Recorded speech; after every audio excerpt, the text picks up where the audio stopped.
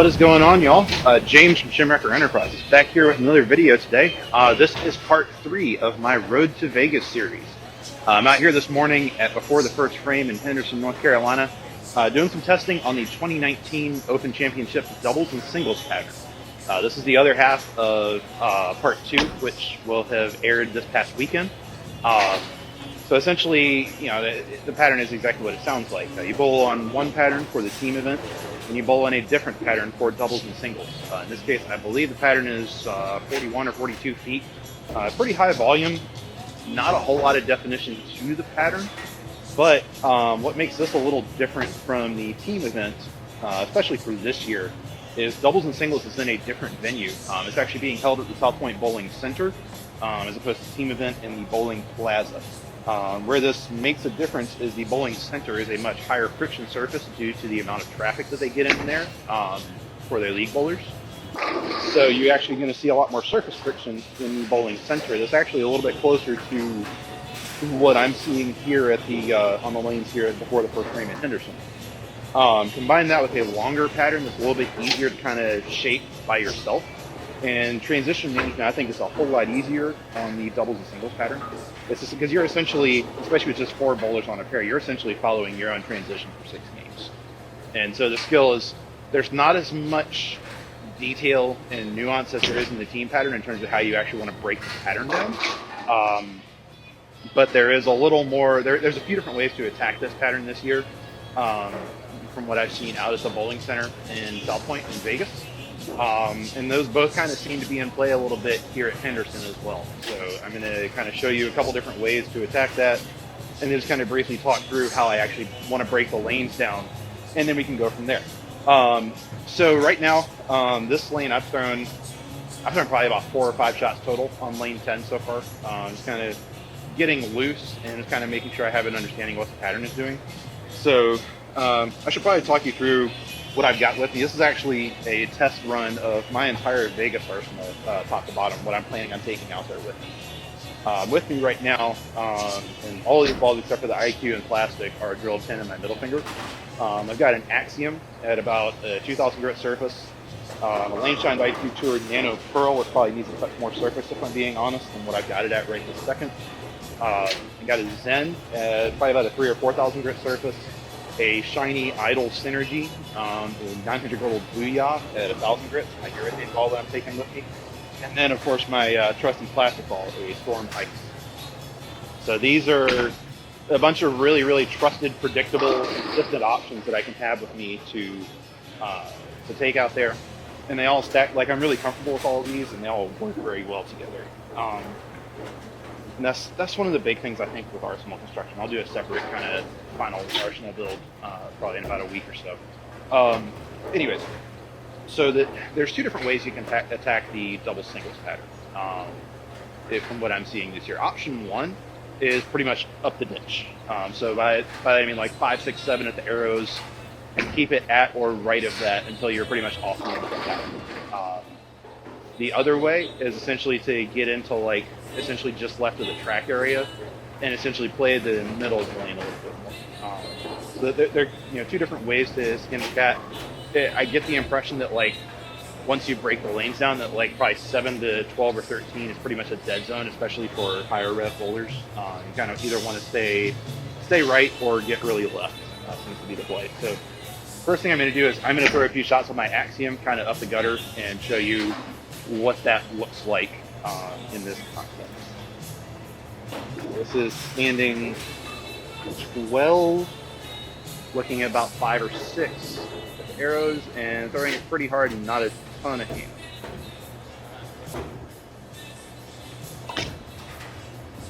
Yep. Got that one to the gutter a little quick, and that's why I checked up kind of early like that. But as long as you don't get it to the gutter that early, from past testing I've done on this pattern both this year and seeing it a few years ago in Vegas, is I think that it's pretty playable out there. But that shot also highlights the danger of trying to do this with a very strong resin ball instead of with a urethane ball, which I'll get to in a minute.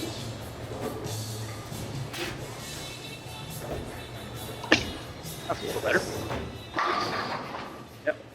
So you can see I'm definitely having to overwhelm it a little bit with my ball speed right now, but there's a nice little bit of kind of shape and almost a pocket, a slot you can get the ball into at about 35 to 40 feet. If you get into that pocket, it just feels like there's a magnet pulling it up to the get in that slot.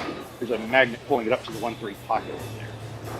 If you can kind of get that feeling and get comfortable in that spot, that's honestly one of the big keys to scoring well out there. I'm going to move one board left and soften up my speed to touch off of that last shot. Got a chance. Yep. Maybe just a touch quick, maybe a touch steep, but you can still see I've got a nice little window out there to play in with the resin mold to make that work. Going ahead, reset this, get another full rack. Try and throw one more good shot with this, and then I'm going to show kind of what to look out for. Well, first, throw one more shot, try and strike with the axiom. And I'll throw a couple shots with the urethane and kind of show what that looks like from the outside part look.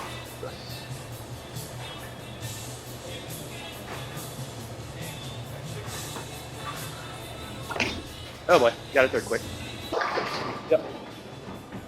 And again, that's the danger of kind of making this play, especially with a stronger ball like the axiom, is it's almost a little too much in terms of attraction and directional change to make it work.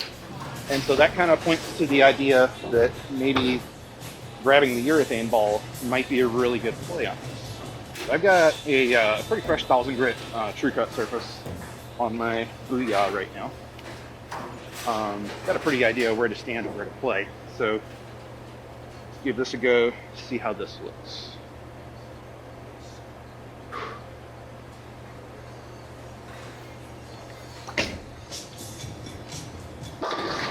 See right there, you're already seeing a little bit of the benefit of urethane. If I made that same miss as I did with resin, where I got it to the ditch early, you can see it kind of sparked on me a little bit, but then it also blended a lot more down lane than I was getting with the axiom. So again, urethane is all about control and really blending your down lane motion, and you're kind of seeing that benefit right here. Also notice that I am throwing it a lot slower with the urethane balls than I was with the axiom, and that's just because you want it to roll up through the pins and you're not trying to throw it through the spot or throw it hard to get it down lane. Got a chance. Yeah. A little bit lazy.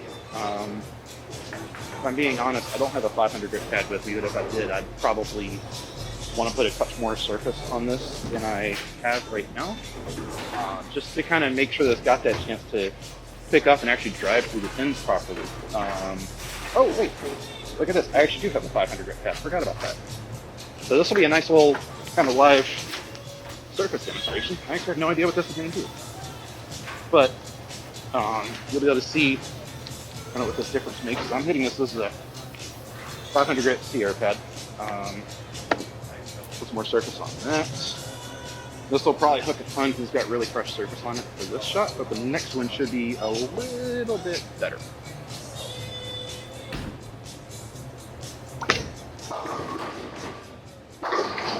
Okay. Even that shot right there, you can see it definitely started up sooner. Still almost laying off down lane a touch more than I would like. So, but again, I have complete control over my down lane motion, and that's the big key with urethane. So now I'm just kind of trying to figure out how to get it through the pins as much as anything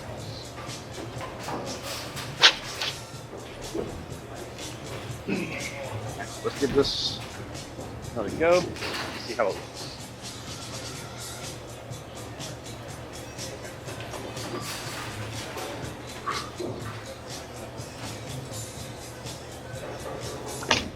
That's got a chance. There you go. So you can see it's definitely that surface change is helping it read that a little bit earlier, and actually kind of, and again, the whole idea with urethane is you want to kind of let it read up and kind of almost walk through the pins, and that's exactly what I'm trying to do right here with my So if you can make an idea like that work, that can actually serve you very well. There have been a lot of very big numbers shot with urethane this year at the Open Championships. So then, let's kind of talk a little bit about the pitfalls you can run into when playing right. I'm going to ball down just one ball to my IQ Nano Pearl and try and kind of play a little bit more outside with my Nano Pearl in about the same part of the lane as I was with my Axiom just a minute ago. This will kind of show you what it looks like when you're using a not strong enough ball that's actually going a little too long down.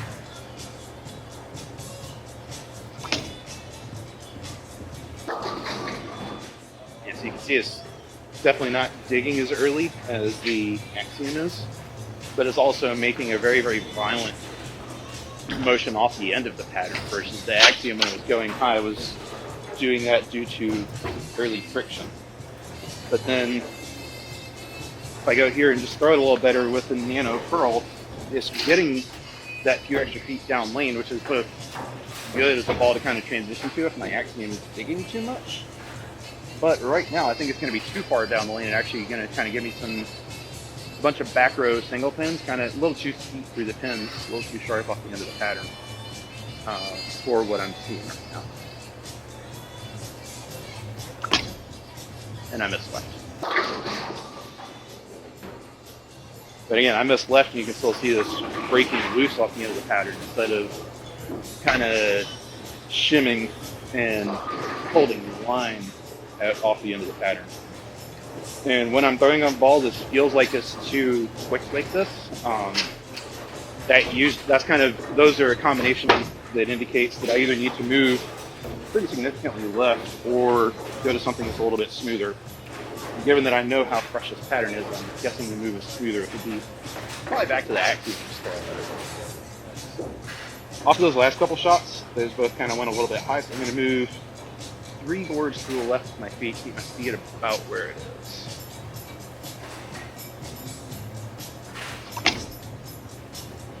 Yeah. So you can see I make that 3-board move, and then it just goes way too long off of those couple shots that overreacted. The combination of that definitely confirms that I am throwing a ball that's doesn't create enough early friction, doesn't create enough traction to be able to go through the pins properly from that part of the lane. So that's kind of that's a look at what happens if you try to play a little bit more outside. What I'm going to do now is I'm going to show kind of the other way to attack this pattern, which is essentially you're going to try and break down the track a little bit and then move in from there. So I'm going to move, this is about 10 or 12 boards left from where I was playing out with my Axiom. I'm just soften up my speed just a touch. I'm going to try and go about 14 or 15, about the 8 board at the end of the pattern. Let's see what we got out this.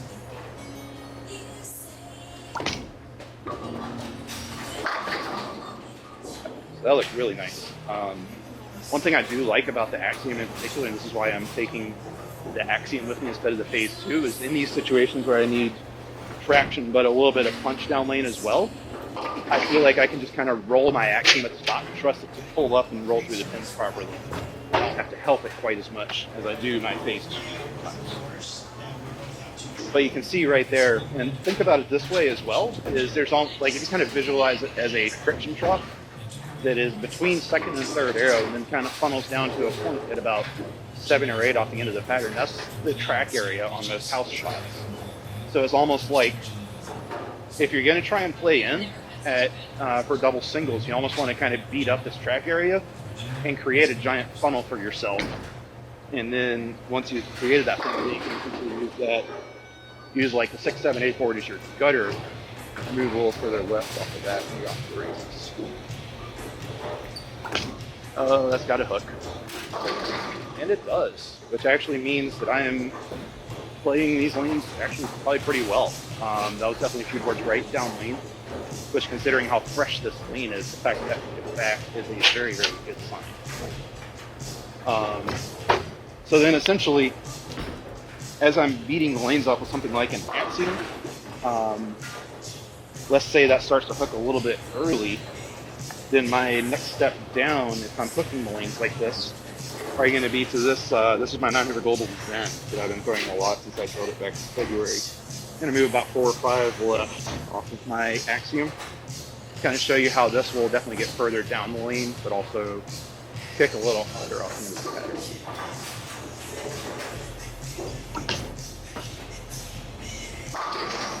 There you go. So you can see I've kind of got this progression of shapes that will be able to deal a little bit differently with different levels of surface friction. I missed a little bit on that held line, which is good to see. But then the flip side of this is let me grab my IQ Nano Pearl, and I'm expecting this to probably, I'm going to throw this in the same spot as my Zen to kind of illustrate the contrast and how I'd use these balls. Is the Nano Pearl is a little better from straight than the Zen is. I'm expecting this to hook a little sooner, be a little smoother down lane, and probably leave a weak corner.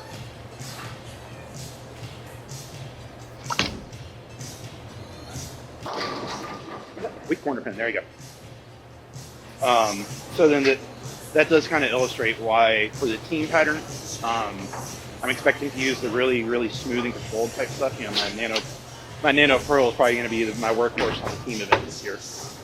Versus on this pattern, especially if I have to get left, I don't think my Nano Pearl is going to see a whole lot of use just because it doesn't have enough core to be able to make the corner from that far left versus what I get from my bigger core options like the Axiom, like the Zen, or like my Idol Sim. So that's kind of the thought process there. I'll take my Axiom and throw one more shot from in, just kind of show you and get back. Probably about 3 or 4 left off of where I was hooking it with my Axiom a few minutes ago. Tugged it. Yep. So I tugged it, and it read too early and went through the face. That means that I'm probably actually throwing a little bit too much surface, a little too much surface plus cover for this part of the lane. That plus having just seen my Zen go through the pins really well, I think my Zen is actually the right kind of cover strength to be using on this pattern for how it's playing right now. So let's test that theory. Throw another shot with my Zen. Try to start these out. See what I can get from this.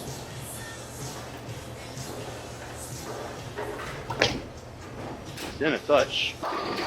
Almost held line, so that's good. It's definitely blending off the end of the pattern, but also not digging in quite as early as my Axiom is, which is very good. So, anyways, so just to recap, there are a few different ways to attack double singles.